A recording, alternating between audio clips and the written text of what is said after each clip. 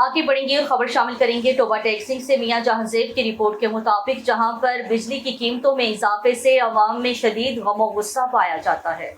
बिजली की कीमतों में बेतहाशा इजाफे और 300 यूनिट मुफ्त बिजली देने के दावेदार पंजाब हुकूमत ने गरीब आवाम से जीने का हक छीन लिया है। इन ख्यालात का इजहार अमीर जमात इस्लामी वस्ती पंजाब मौलाना जावेद कसूरी ने प्रेस कॉन्फ्रेंस से खिताब करते हुए किया।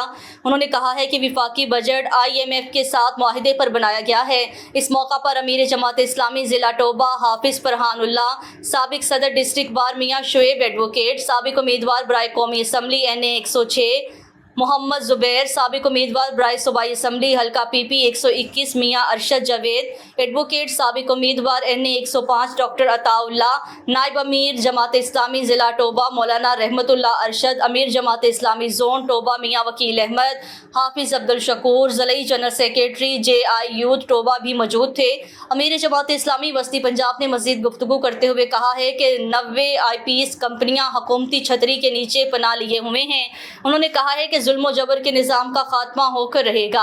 अमीर जमात इस्लामी पाकिस्तान हाफिज नईमुर रहमान की अपील पर मुख्तलिफ शहरों में एहतजाजी धरने जारी हैं।